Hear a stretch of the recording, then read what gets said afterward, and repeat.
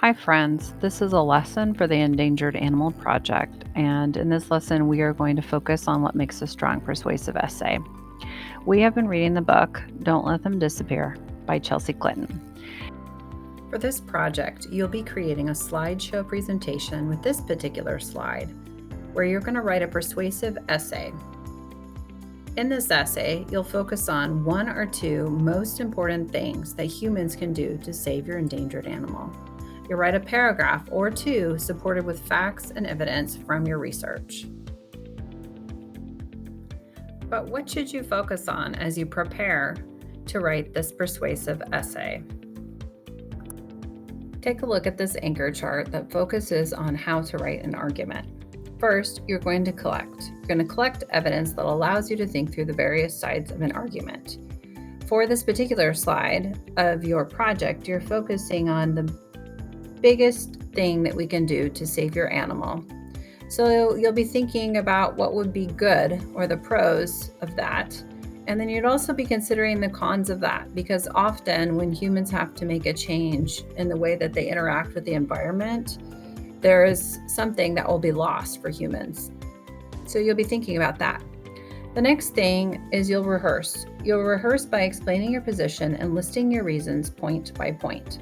So be thinking about your reasons for humans making that big change to save your endangered animal.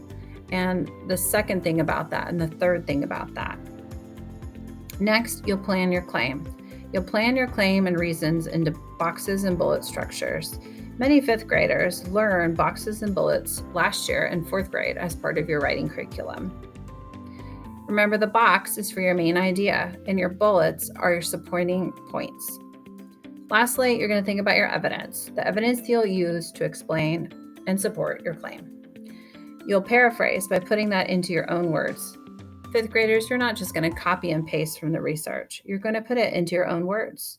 You're going to quote, then unpack the quote. So you'll have quotes from experts, and then you'll tell the reader what that really means. Next, you'll analyze and explain the evidence. So really think through the evidence and explain it to the reader. Lastly, you'll introduce the source and explain the connection. So you'll want to explain where your quote came from and why that's an important person to be making that quote.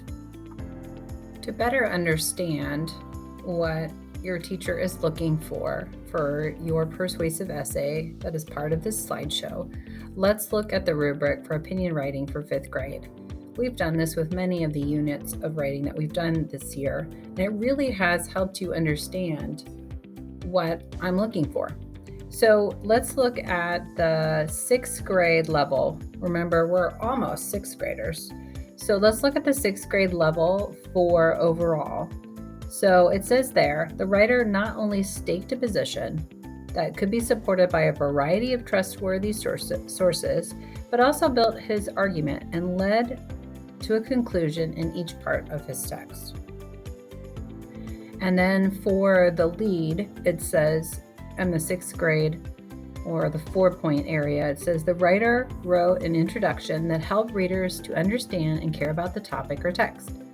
She thought backwards between the piece and the introduction to make sure that the introduction fit with the whole. The writer not only clearly stated her claim, but also named the reasons she would develop later. She also told her readers how her text would unfold. Now, fifth graders, if that sounds familiar, that part where it says stated the claim and the reasons that would be developed later and how the text would unfold, that matches almost identically with the informational writing rubric for that same category. Now let's look at the next part of the rubric, which focuses on transitions and conclusions. The grade 6 or 4-point category for transition says the writer used transitional phrases to help readers understand how the different parts of his piece fit together to support his argument. You would be using things like the most importantly, in conclusion, as a consequence. Let's go on to the next section, which focuses on conclusions. It says, the writer wrote a conclusion in which she restated the main points of her essay, perhaps offering a lingering thought or new insight for readers to consider. Her ending added to and strengthened the overall argument. And I also want to think back, having been a fourth grade teacher. In this category, in fourth grade, it said that for the highest level of conclusions, it said that the conclusion called the reader to action. So I want you to think about that as you wrap up your paragraph or your persuasive essay, that you are calling the reader to action. You're calling them to go out and make change. You're calling them to believe as you do, and for the reasons that you have shared in your piece. Now we're going to shift into looking at elaboration and craft. Now, many of you will remember that these two categories counted for twice the points of the other categories shown on the rubric. So that really means that they're may be considered twice as important. So let's look at that highest level for elaboration. In that category, it says the writer included and arranged a variety of evidence to support her reasons.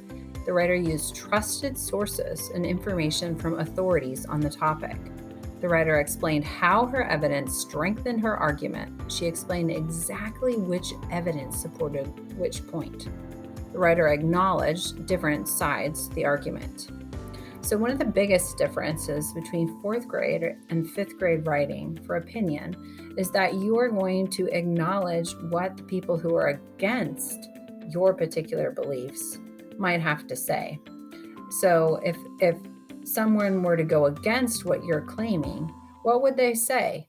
And how would you kind of dismantle that or argue against that? You're going to include that in your writing. Let's look at the next category, which focuses on craft. Craft really has to do with your style. What kind of style you have as a writer, and does your writing sound like you? Let's look at the highest level. It says here, the writer chose words deliberately. That means you're carefully choosing words to be clear and to have an effect on your reader. The writer reached for precise phrases, metaphors, analogies, or images that would help to convey his ideas and strengthen his argument. Friends, that's figurative language. Then it says the writer chose how to present evidence and explained why and how the evidence supported his claim. Lastly, the writer used shifts in his tone to help readers follow his argument. He made his piece sound serious. So as you gather the last pieces of research, be thinking about what is the one or two most important thing or things humans can do to save your animal, and your support and evidence for that. I can't wait to see what you have to say.